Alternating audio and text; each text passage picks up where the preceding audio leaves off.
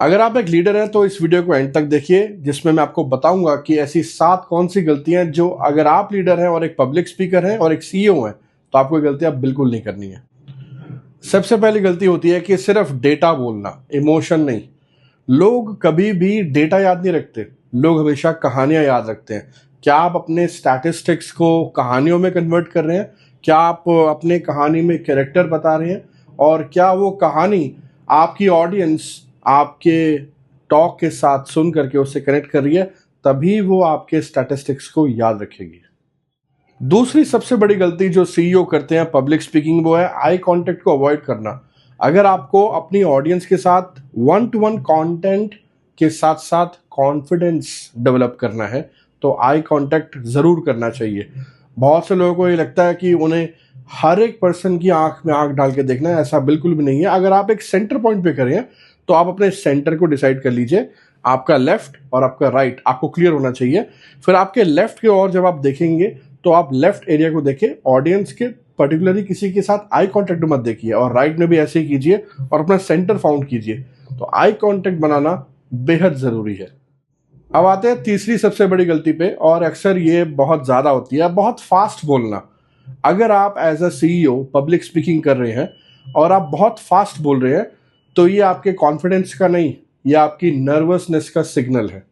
तो इसको अगर आप हटाना चाहते हैं तो आपकी रेट ऑफ स्पीच बिल्कुल मॉडरेट होनी चाहिए। बहुत ज़्यादा स्लो नहीं, बहुत ज़्यादा फास्ट नहीं, एक मॉडरेट रेट ऑफ स्पीड के साथ जब आप डिलीवर करेंगे अपने कंटेंट को तो आप देखेंगे कि आपका कॉन्फिडेंस इंक्रीज हो रहा है, और मोर इंपॉर्टेंटली ऑडियंस आपके कंटेंट को समझ करके उस पर एक्शन भी लेगी। चौथी प्रॉब्लम क्या आती है? मैसेज ही क्लियर नहीं होता खुद सीईओ को एज अ पब्लिक स्पीकर। अगर आपकी ऑडियंस को आपका मैसेज नहीं समझ में आएगा तो ऑडियंस उस पर एक्शन क्या लेगी? जब तक आपका सेंट्रल आइडिया, जो भी आप टॉक डिलीवर कर रहे हैं, मान लीजिए अगर आपकी टॉक आर्टिफिशियल इंटेलिजेंस के ऊपर है तो आप आर्टिफिशियल इंटेलिजेंस की टॉक पे ऑडियंस को क्या करने के लिए बोल रहे हैं, वो आपका सिंगल मैसेज क्या है जो आप चाहते हैं कि ऑडियंस का टेक अवे बने। अगर वो टेक अवे आपको खुद को क्लियर नहीं है तो ऑडियंस को कभी नहीं होगा। तो अपने टेक अवे को बिल्कुल क्लियरली डिफाइन करके ऑडियंस तक कन्वे करना है। फोल्डेड हैंड्स, लो शोल्डर्स, लो कॉन्फिडेंस, माथे पे पसीना, ये सब निशानी है आपके लो कॉन्फिडेंस की और आपके रॉन्ग बॉडी लैंग्वेज की। अगर आपकी बॉडी लैंग्वेज सही नहीं है तो आपकी टॉक की इफेक्टिवनेस 87% कम हो जाएगी, और अगर आपकी बॉडी लैंग्वेज सही है तो आपकी इसी टॉक का इफेक्टिवनेस 87% से ज़्यादा इफेक्टिव हो जाएगा। तो why not follow body language as a CEO public speaker. Leaders हमेशा स्लाइड नहीं, अपना विजन पढ़ के सुनाता है। तो आपको स्लाइड नहीं पढ़ना, आपको अपना विजन देना है। कैसे आप किसी चीज को फॉरसाइट कर रहे हैं, कैसे आप ऑर्गेनाइजेशन के लिए कोई चीज लोगों से करवाना चाहते हैं। तो अगर आपका विजन क्लियर होगा तभी वो विजन लोगों तक पहुंचेगा। तो स्लाइड को रीड करना बंद कर दीजिए।